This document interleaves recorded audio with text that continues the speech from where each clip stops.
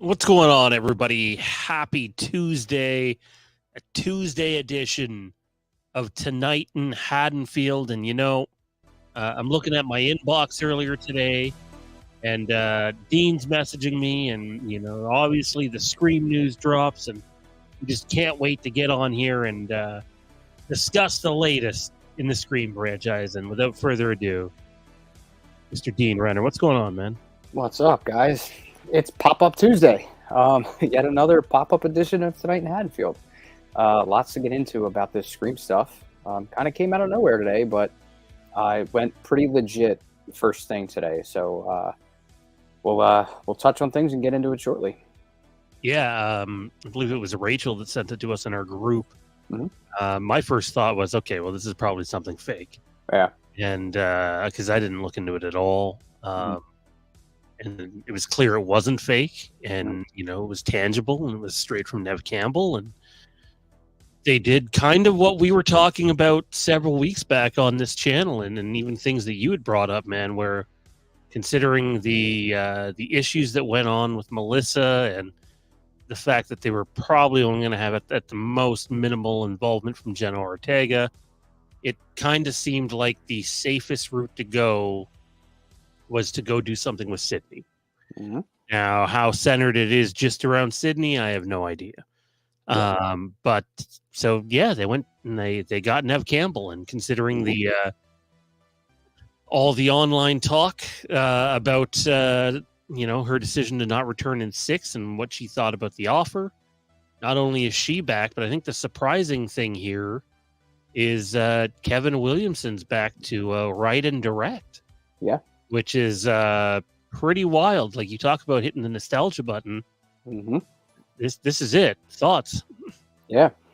I saw screenshots of the it's either a written script or it's going to be the start. So it's the top page, shared by Neve Campbell today. I went on her Instagram to check it myself to make sure it was all good and legit. And it panned out. So then that started spreading like wildfire. I saw it in a ton of groups today. So news got out there pretty quick. But yeah, I kind of zoomed in on the top page to see what was included on it and saw that Kevin Williamson was going to be coming back to direct. So that was the bigger surprise, I think, of the two, at least for us, because we've been talking about Neve Campbell possibly returning and that being the smartest and safest route to go. And lo and behold, here we are a few weeks later, and that news breaks today. So I'm not overly shocked. We kind of speculated and we guessed that this might happen, and here we are a few weeks later, and that's what pans out. Yeah, I'm obviously there's many different paths they could go. Mm-hmm. Maybe they bring back some of the cast from Scream 5 and 6. Maybe they don't. I know Neve not too long ago was trying to open the door for Melissa to return. Mm-hmm.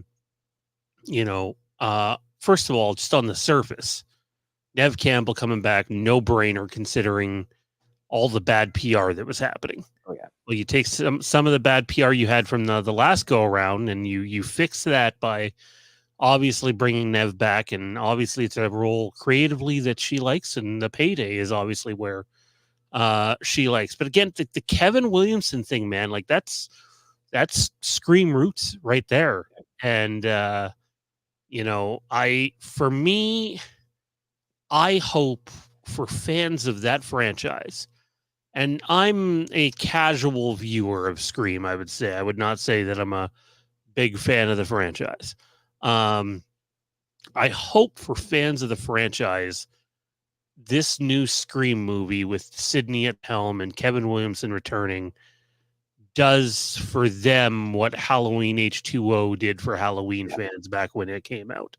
Whether you like that movie or not, I'm not the biggest H2O fan. There's no doubt what it did for a lot of the fan base, though. So if this can be their version of that, I think that'd be cool. Yeah. That generated a lot of excitement, and that's what I'm seeing from today already. Most of the comment sections that I was looking at, a majority of people were very happy to hear that. And, they're also excited for Kevin Williamson coming back to direct as well. And I imagine he'll probably have some say on the script writing if it's not already done. That's something I'm still on the fence with. I don't know if that script is now written, like first draft yet or not. But I tried to look at that picture and try to be able to tell if it was like a full stack of paper, so it was like a full script that has been written yet or not. So that was a little hard to tell. Um, so I guess we'll find out a little more on that probably in the coming weeks or so. But yeah, this definitely ignited a fire, and I saw a lot more positive feedback than I did negative, and with the occasional person who's like, I don't like what they did, with Nev and Six, and I don't like what they did with Melissa and Jenna Ortega, and I don't know if I'll stick around for Scream 7. But we hear that a lot, and then those are usually the people that are there opening weekend to see the movie. So we'll see. Yeah, the other thing this does, and I don't want to move off this yet, but the other thing this does is it more than likely lines you up for another 2025 release, Hmm. which is just becoming a more packed and loaded year for horror movies, and movies in general, although it did lose one significant title we'll touch on later. Yeah. Um, yeah, so like I guess for me, what I don't want to see is just like them picking up from Scream 6 and just being like, this is the story moving forward. Right. I love the idea of us, fast forwarding several years from there and catching up with Nev and her family in whatever remote area that they're living in. Again, think the setting of Hush, have them out in the middle of nowhere somewhere like that, and give this a different feel. Have it be, you don't need anything else. It can literally be a Nev's family and local, couple of neighbors type movie. Hmm. Um, and I think that'd be small scale, but so well done. It would keep the focus on her character and her family's characters. That's the Scream movie that I want next. Will Yeah. we get that? Probably not, Right. but I think that'd be the smart play, Hmm. my opinion. Yeah, I've actually my wheels started spinning not too long ago about what they could do with this. So I kind of have a pretty well planned out, I think, at least the opening, and then the kind of like the setup for what the rest of the movie would be. And it falls in line with what you just mentioned, which is Sydney in a remote location. Um, maybe Patrick Dempsey and the kids they're away for the weekend, and Sydney's alone, and that's how all of this starts. Someone tracks her down, and it starts at their home. I was thinking a remote area, but not like completely remote. But her closest neighbors, like on each side of her, would be 20, 30 yards away. The neighbor across the road and across the yard would be like 50 to 60 yards away. So she's got neighbors, but they're not like within arm's reach. So it creates that, there's people close by, but they're not so close to where they would pick up on what's going on. And I would open it up with something like that. And I think I had some pretty good ideas that would kind of take the Scream formula, deliver what fans want to see, flip it on its head a little bit, and throw in some curveballs that kind of still fit with the formula, but also do something a little bit different, and throw some surprises in there that kind of haven't been done, but they fall within the Scream formula. So it kind of works, and the audience is going to be familiar with what's going on. I think visually, this movie needs to stand out from the others. I think that's one thing Mhm. Scream 6 does. Yeah. When you're watching Scream 6, you're watching Scream 6. Hmm. It's visually different than any other film. And again, it's probably me leading into wanting like the Hush type of environment, but like Hmm. make this one stand out from the others. Do something different. Don't do the typical let's go do Scream 4 or Scream 5 again or even Right. Scream 3.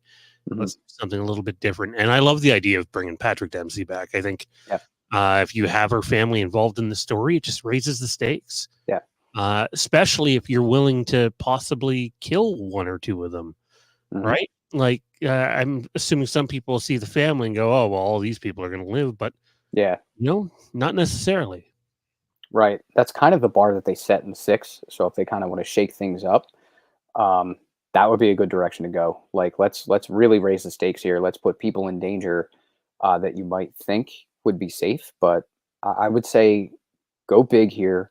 All bets are off, and really kind of try to shock your audience. Like break from the formula a little bit. Don't do everything, according, don't paint by number. Don't follow the typical formula. Like, stick to your DNA, make it a Scream movie, but let's shake things up and let's do things different, to where it's that fine line of sticking with the formula, but slight differences that haven't been done before. And it just, like you said, it raises the stakes and it changes things. And then to comment on Travis's comment in the chat, I think that might be the next announcement that we hear. Would be Patrick Dempsey probably coming back. I don't know how soon, but I think that's a likelihood, because that's not something that's been explored yet. I'll tell you what, if that's a finished script, which I would never rule out, because you go through horror movie scripts quickly. Yeah. I wouldn't rule that out. It'd be a big announcement for them. He's coming off of at least for him, a wildly successful Thanksgiving movie, which I'm sure they're trying to get him back for the sequel too. So he's definitely in demand right now. Thankfully, the same company does both of those movies. Right. But yeah, it's a busy time for Patrick Dempsey. So, we'll see what happens there, but I'd love to see him back. Yeah. It would just, you already have this excitement with Neve coming back, and they haven't seen Patrick Dempsey since Scream 3. So if you just want to continue to build your anticipation and the excitement for this movie, I think that's the next step that you take. And you either maybe do the same thing, send him the script and give him a call and let him make that announcement and let that hit social media. I mean, I don't think they could have done that in any better way today. That was just a quick and simple, easy thing to put out there, and to allow Neve to break that news. And then it just hits social media and spreads like wildfire within a couple of hours. And now everybody's excited and back on board. So I think it's very logical to kind of go this direction. And this is a great starting point for them, which will definitely build up the excitement moving forward. Did you get Ellis Saunders' comment or no? Completely different from any Scream that's been done. I agree. I agree. I want to see differences. I want to see things shaken up.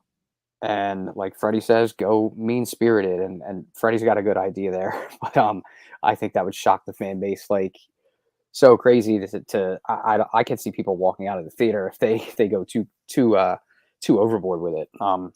That's the main thing you have to worry about here, is you want to, now that you've won your fan base back over, you don't want to go and piss them back off to where now they're going to write this movie off for creative choices that might be made.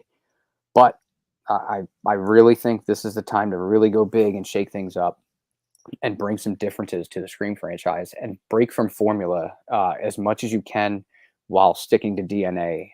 I know it's a fine line to be done, but I think it's doable. Absolutely. Wayne says, I hope Neve Campbell demanded a fortune to come back. You know what? If there was ever a position for her to be in to hold the most strength, it would have been during this time, considering the hole they dug themselves with the Melissa stuff. So, she had all the cards in her favor, and she clearly played them and then some. No doubt, Neve Campbell coming back has a ton to do with Kevin Williamson coming back. That was more than likely a package deal. So, kudos to them.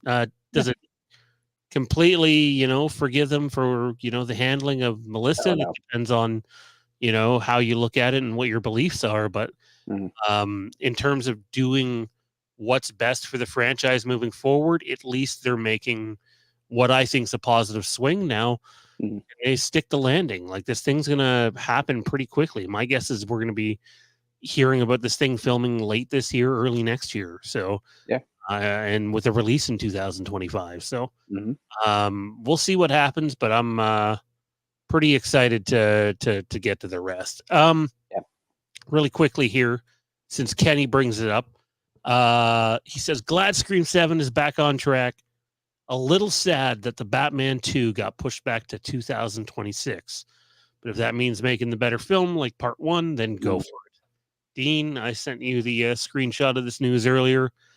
Thoughts on this delay? It's a pretty big one. We're talking like a calendar year. Yeah. It kind of sucks, but if it's going to line them up to really take their time and flesh everything out.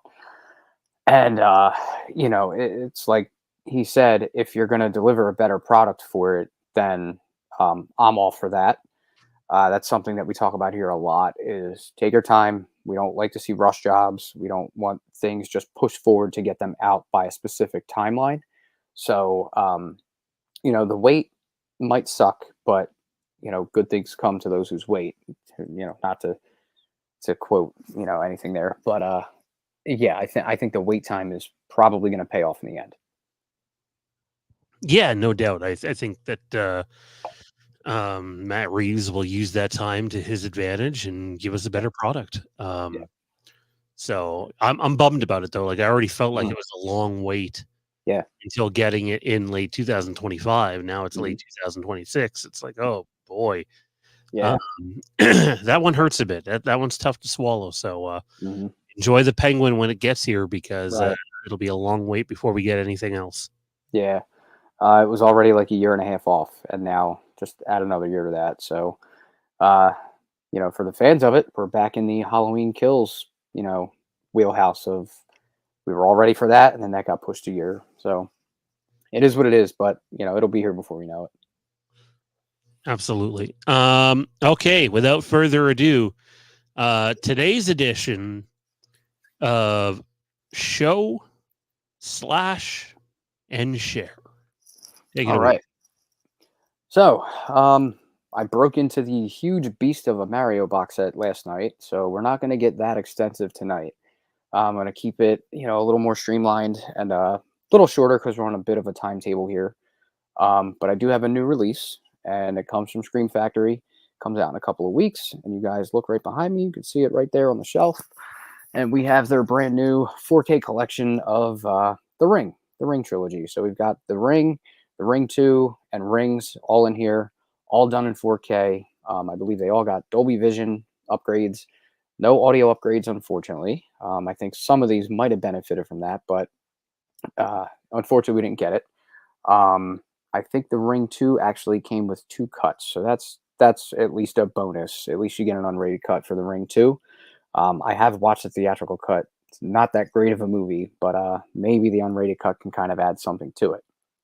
But with that being said, we have a nice trilogy box set here. Scream Factory kind of ups the quality a little bit on this, and we got a nice, rigid, hard outer box this time. Sometimes their boxes are not to this level of quality, so it may have raised the price a little bit. But if that's the case, I'm kind of here for it because this, you know, while not being the greatest trilogy of horror movies, it looks great on a shelf. I do like the artwork. I'll bring that in for everybody to get a good look at that. You got Samara climbing out of the TV with the eyeball in the back. So, um, you know, not crazy on the new artwork, but still nice nonetheless. And then we'll get into these here. This is a very snug box. So I like and dislike that because it just makes getting them out a little bit of a pain, but it houses them really nicely. So they went with all original poster art, I think, on these. So you've got the Ring on 4K. Then we've got the Ring 2. And then we've got Rings, which rounds out the trilogy.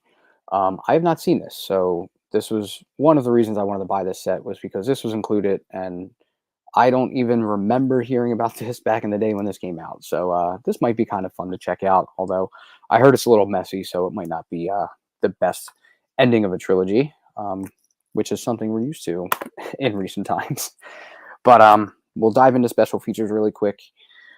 These, I believe, are all brand new 4K scans from camera negatives. So they all got camera negative scans, yeah, and all got Dolby Vision, which is nice. And then as far as special features for the Ring, we have Don't Watch This, a collection of deleted footage. Rings, a short film that uncovers the terrifying and secret connection between the Ring and its sequel. The Origin of Terror, cast and crew interviews, and a theatrical trailer. So that's your special features for the Ring. The Ring 2 has deleted and extended scenes with an alternate ending. Terror comes full circle, resurrecting the dead, bringing Samara back. So that's, you know, bringing the character back for the sequel. Scary scenes. I might be like a montage of some of the jump scares and stuff, and then a theatrical trailer. And then for Rings, we have Rings short film that uncovers the terrifying secret and connection between the ring and its sequel. So they kind of repeated themselves with that one. Deleted scenes, Fear on film, special effects, Faces of Fear, the cast, Samara from Eye to Icon, The Power of Symbols, The Making of the Ring 2, and the theatrical trailer. So I kind of went out of order there. But yeah, that's all the stuff from The Ring 2, and then all the ones I read previously actually apply to Rings, I believe. Yeah. So pretty quick, pretty basic, but that is the Ring trilogy from Scream Factory.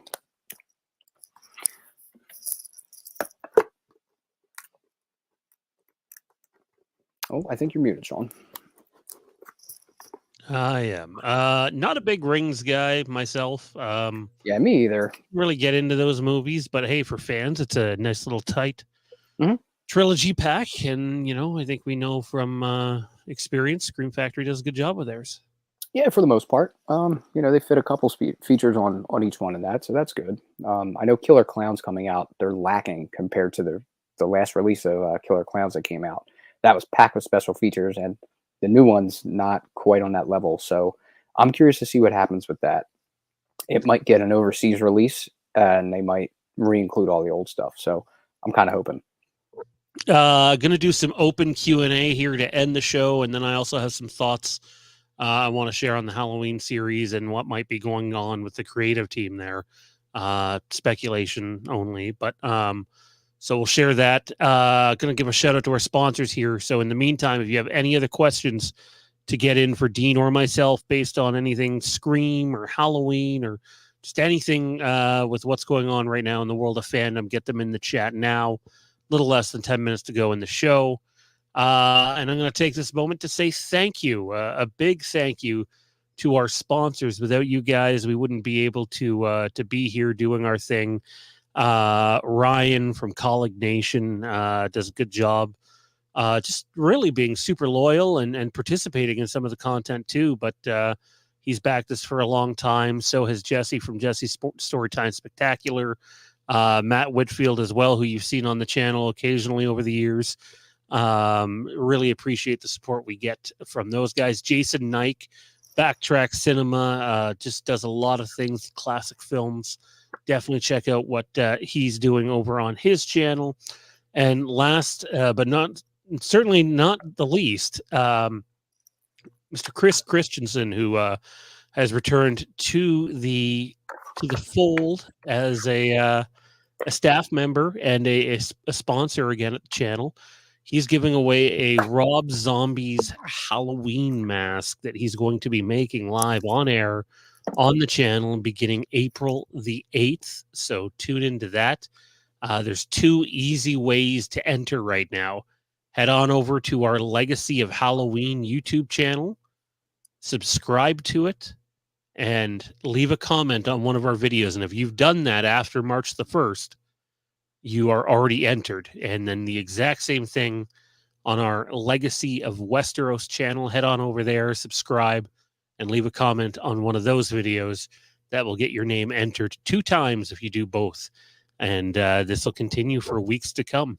Those that participate the most, obviously, will have the best opportunity of winning this thing. We're talking a mask of, a couple $100 value at least when he's done working on it. So, and you get to see it come to life right here on the channel. So it's greatly appreciated.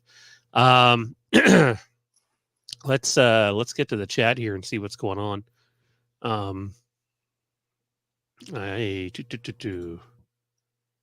Start with Rachel. Dean, you want to take this one? Do we think Courtney Cox will come back as well? I think that's only right. If they don't bring Gail back and they're bringing back Neve Campbell, I think that's a big missed opportunity. So they had her survive in 6, and I think that's a way to tie in 5 and 6 to this new movie if they're not going to negate and stray away from 5 and 6. So yeah, I think if they're going to close out this story as like a trilogy, with this being like the oddball out and going back to Neve Campbell and a Sidney Prescott story, I think you have to include Gale. You know, if I'm the one that's in control of doing this story, the only way I would include Gale is an appearance at the very end of the movie, or have her be the opening kill of the movie. I really want this to be, this is Sidney and Sidney's family story. I want it to be that personal. And I think Gale adds in some of that kind of cringy element when it comes to this franchise. A little bit.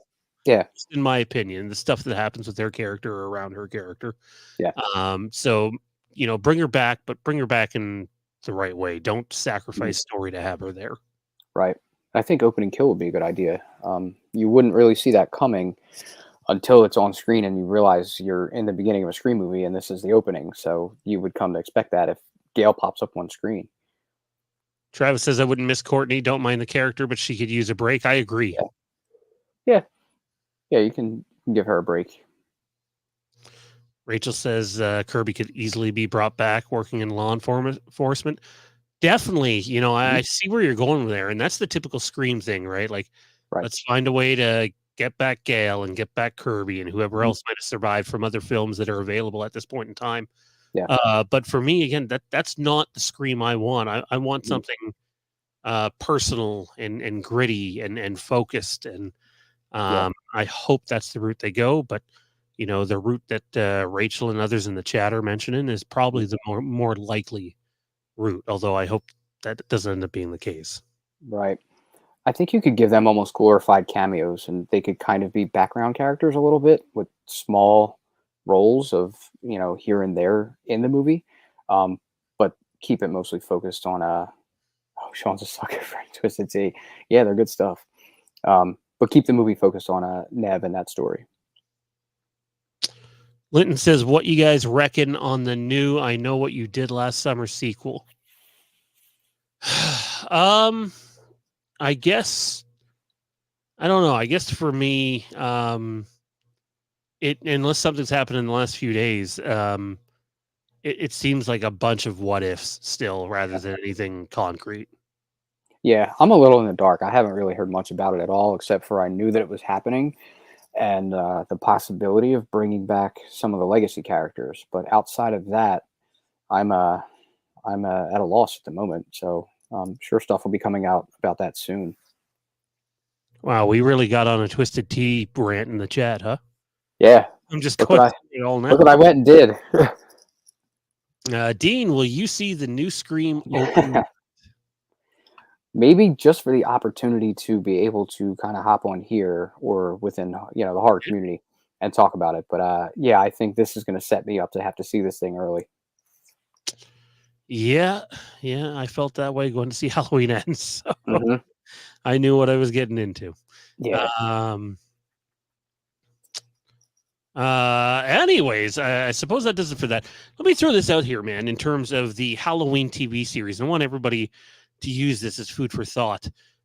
When you go back and look at that interview, Hellwig from Miramax says that they're hoping to nail down their creative team soon. Yeah. And we had already heard previously that Steph Hutchinson might be a name that's involved with this. So here's my theory.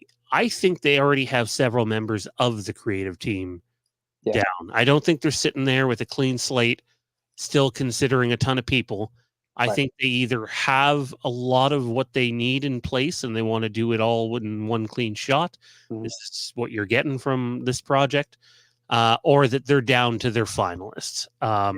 But the fact that they've already been tossing around story ideas and what direction it's heading, you typically won't do that without the showrunner in place, without certain writers in place. So my guess is you can read into that a little bit and know that these guys already have some of the creative team in place. I think when you really break down that article for Deadline and get into it, there's just certain conclusions that are made and certain things that come straight out of Hellwig's mouth that lets you know that, hey, this isn't just Hellwig and Malaka Cat sitting in an office going, yeah, it'd be cool if we go here, it'd be cool if we go there. There's a plan in place. And there's, you know, as we said, there's a good chance that there might have already been some of the creative people attached when Miramax was making the bid to do the TV show. So my guess is it's a matter of getting all their I's dotted and T's crossed before announcing anything. Or there is the possibility whoever the showrunner is, or whoever, some of the production people are, they might be busy. Yeah. They might be involved in several other projects. So like finding the time to get this one in could end up being, a difficult task. What are your thoughts on that, man? Do you think that they're still in the very early stages of putting the creative team together? Because in my opinion, that's probably not the case. They're probably towards the finish line more so than the early stages. Yeah, I would say probably behind closed doors is where they're doing a lot of this, idea trading and figuring out what they want to do. But it's like you mentioned, I think there's got to be some kind of plan in place, because I don't think you put that article out there and even throw that teaser in there as far as, we have, hopefully our creative team very soon. So it's like you mentioned, I think it's down to either finalists or a few choices that they have. We don't know how many are going to be involved, although this is a TV series, so you might have several writers that are writing all the different episodes. You might have several different directors that are directing an episode here and there each. So I think if they're this far along where they could go ahead and at least put that article out there, and you have Hellwig from Miramax putting this out so early, I would say they're close to the finish line, like you mentioned. And if there's any choices they have left to make, it's probably down to the final couple. And then, in due time, maybe by summer, we'll hear more, and we'll get probably in the announcement of either the idea. Maybe they'll expand on this, this teaser that we got as far as going back to 78 as like, that's where they want to begin, and that's the foundation. Maybe we'll get more on that. Maybe we'll finally hear more of, not only do we want to start there, but this is what we're going to do, and this is how we're going to approach it. So yeah, I would say more than likely they are at the tail end of this thing, and we'll hear something else pretty soon and in due time. And to end the show, here's some movie news that just came down the pipeline. If you're a fan of the Venom franchise, of the Tom Hardy movies, the third Venom film is officially titled Venom: The Last Dance, and it's moved from a November release date into October of this year. So it moved up. There's some movie news to end it, but that is going to do it for this little Blitz episode of Tonight in Haddonfield. Big thanks for your coming out and doing this on short notice today, Dean. This is fun. Yeah. Got another show starting very soon here, so we got to get off. Where can everybody find you at? What do you got going on? Yeah, you guys find me here with Sean either weekly or doing pop-up shows like this. Whenever we get something we think that's substantial to talk about, we'll probably try to curate it and get on here to chat with all you guys about it. So look for us here weekly on Monday nights, and then find me and Sean over in the Legacy of Halloween Facebook group. We've crossed the 275,000 mark. We are approaching 276 now. So still growing and still expanding very quickly. So thank you for everyone that's over there with us. Yeah, big thanks to everybody. It's really appreciated. And thanks to our patrons, too. Without you guys, we couldn't be here doing this. So really appreciate the support that you give us. I know that's a very out-of-date graphic, but we will get on updating it soon. For Dean and all the mods in the chat, thank you. I'm Sean, and if you're a Star Wars fan, the Legacy of Star Wars live in about a half an hour's time. Tune into that to find out what's up in the galaxy far, far away. But for now, this is the end of Tonight in Hatfield.